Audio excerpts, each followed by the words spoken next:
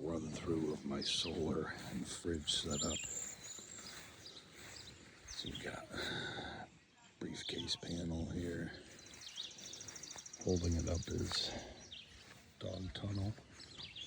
Got that idea from somewhere on the internets.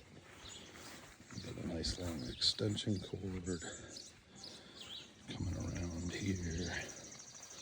Solar goes into the back of the Yeti box.